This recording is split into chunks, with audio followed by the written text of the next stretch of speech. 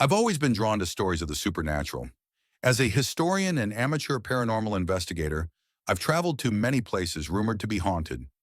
So when I received an invitation to investigate Crimson Hollow, a small isolated village deep within a dense forest, I couldn't resist. The village had a dark reputation, shrouded in tales of eerie shadows and unexplained disappearances. As I drove through the winding roads leading to Crimson Hollow, the landscape became increasingly desolate. The trees grew taller and denser, their branches forming a canopy that blocked out the sun. By the time I arrived at the village, dusk was falling, and a thick fog was rolling in. The houses in Crimson Hollow were old and dilapidated, their windows dark and empty. There was an air of abandonment, as if time had forgotten this place. I parked my car in the village square and got out, taking a deep breath of the cool, damp air. I looked around, feeling a sense of unease. There was no sign of life, no lights in the windows, no sound of human activity. It was as if the village itself was holding its breath, waiting. I took out my flashlight and my notebook, ready to document my findings. Despite the eerie atmosphere, I felt a thrill of excitement. This was exactly the kind of place I had been looking for. I decided to find someone who could tell me more about Crimson Hollow. I walked through the narrow cobblestone streets, my footsteps echoing in the silence. After a few minutes, I came across a small tavern with a dim light flickering inside. I pushed open the door and stepped in, the wooden floor creaking under my weight. Inside, the tavern was warm and cozy, a stark contrast to the cold, foggy night outside. A few villagers sat at the bar, their faces lined with age and worry. They looked up as I entered, their expressions a mix of curiosity and suspicion. I approached the bar and introduced myself, explaining my purpose. The villagers exchanged wary glances, but one of them, an elderly man with a kind face, nodded and gestured for me to sit down. "My name is Samuel," he said.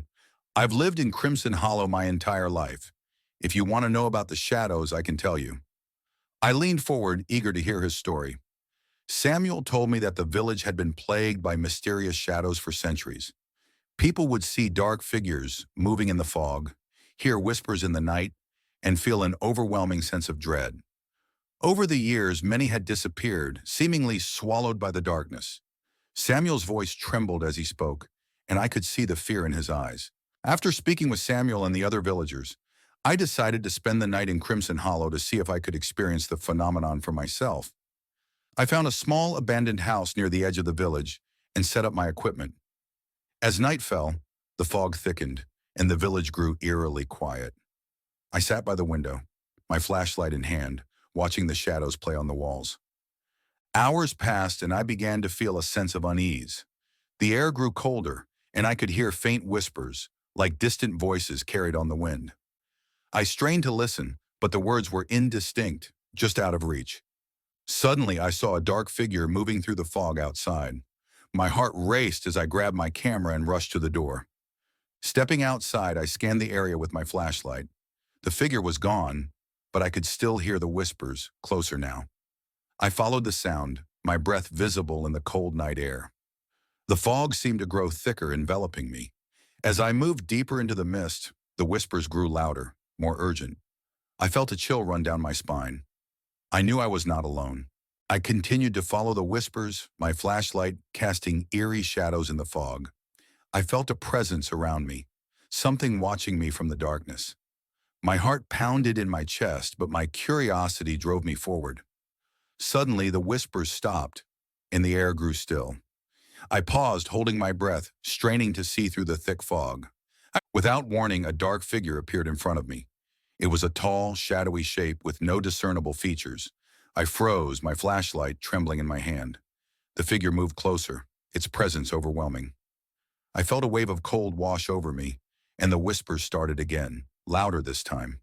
They seemed to be coming from the figure itself, filling my mind with a cacophony of voices. I tried to speak, but my voice caught in my throat. I took a step back, but the figure followed, matching my movements. It reached out a shadowy hand, and I felt an icy touch on my skin.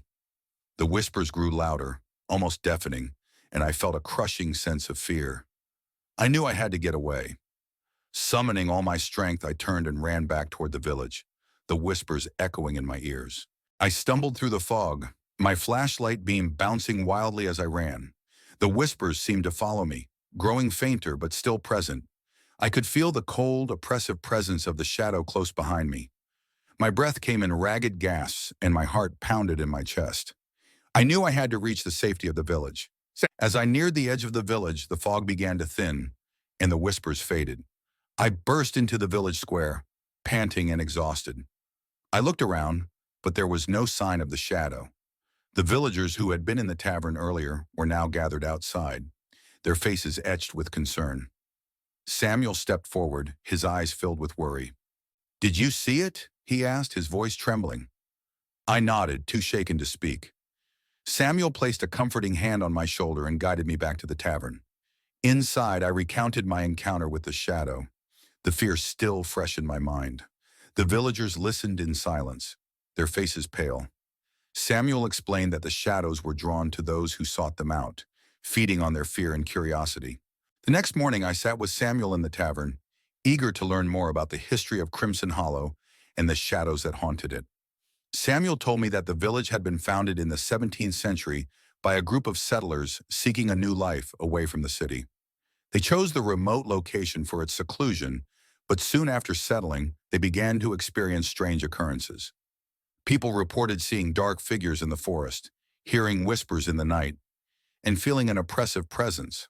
At first, the settlers dismissed these experiences as superstitions, but as the sightings became more frequent and people began to disappear, fear took hold. They sought the help of a local shaman who performed rituals to ward off the shadows, but his efforts were in vain. The shadows persisted, and the settlers were forced to accept their presence as an inescapable part of life in Crimson Hollow. Over the years, the village's population dwindled as more people disappeared or left in search of a safer place to live. Those who remained learned to live with the shadows, developing rituals and precautions to protect themselves. Samuel showed me old records and journals from the settlers, detailing their encounters with the shadows. I realized that the shadows were not just a recent phenomenon, but a part of the village's history, a dark legacy that had endured for centuries. Samuel mentioned an ancient ritual that the villagers used to perform to protect themselves from the shadows. The ritual, passed down through generations, was believed to create a barrier that the shadows could not cross. Intrigued, I asked Samuel to show me how to perform the ritual.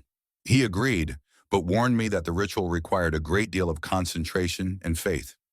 That evening, Samuel and I went to the village square, where a circle of stones had been arranged for the ritual.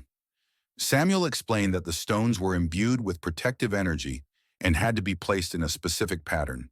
We gathered candles, herbs, and other materials needed for the ritual. As the sun set and darkness fell, we began the ceremony. Samuel chanted ancient words, and I followed his lead, repeating the incantations. The air around us seemed to thrum with energy, and the candles flickered in the breeze. I felt a sense of calm wash over me, as if the ritual was creating a shield around us. As we continued, the fog began to lift, and the oppressive feeling in the air dissipated. When we finished, Samuel looked at me with a mixture of relief and hope. He explained that the ritual would need to be repeated regularly to maintain its protective power. Despite the ritual, I knew that the shadows were still out there, waiting. I decided to investigate further, hoping to find a way to permanently rid Crimson Hollow of its dark curse. I spent my days exploring the village and its surroundings, documenting my findings and speaking with the remaining villagers. I learned that there were areas in the forest where the shadows were particularly strong, places that the villagers avoided at all costs. One afternoon, while exploring a dense part of the forest, I stumbled upon an old abandoned chapel. The building was overgrown with vines, its windows broken, and its doors hanging off their hinges. Inside, I found evidence of rituals performed long ago. Candles, symbols etched into the walls, and a large ornate book on the altar. I opened the book and discovered that it contained detailed instructions for banishing spirits and protecting against dark forces. Excited by my discovery, I brought the book back to the village and showed it to Samuel. He recognized the symbols and explained that the book was a powerful artifact, likely brought by the original settlers to protect themselves from the shadows. We decided to perform one of the banishment rituals, hoping it would be more effective than the protection ritual we had been using. As we prepared for the new ritual, I couldn't shake the feeling that we were being watched. The night of the banishment ritual was cold and clear, the moon casting an eerie light over the village. Samuel and I gathered in the village square, the ancient book open before us. We had drawn a large circle with the protective stones and placed candles at regular intervals. The villagers, curious and hopeful, gathered around to watch. Samuel and I began the ritual, chanting the ancient words from the book. As we chanted, the air grew heavy, and a chill swept through the square. The candles flickered, their flames dancing wildly. I felt a presence around us, the same oppressive feeling I had experienced during my encounter with the shadow. I focused on the words, my voice steady despite the fear gnawing at me. The ritual seemed to be working. The air crackled with energy, and the shadows at the edge of the square began to recede. Suddenly, a gust of wind extinguished the candles, plunging the square into darkness. Samuel and I continued chanting, our voices rising above the howling wind. The villagers watched in tense silence, their faces illuminated by the pale moonlight. Finally, with a final powerful chant, the air seemed to explode with light. The shadows were driven back, their presence lifted. The villagers cheered, their relief palpable. Samuel and I exchanged a look of triumph, knowing we had taken a significant step toward freeing Crimson Hollow from its dark curse. The days following the banishment ritual were filled with hope and renewal. The oppressive atmosphere that had hung over Crimson Hollow for centuries was gone, replaced by a sense of peace and tranquility.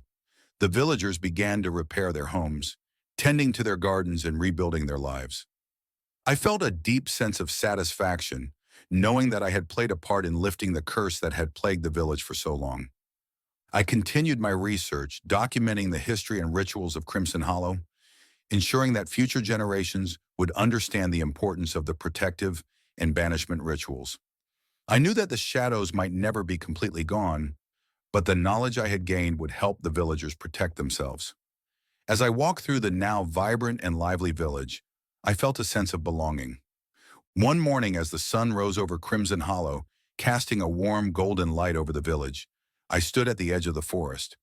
I looked out at the trees, their leaves shimmering in the morning light, and felt a sense of closure.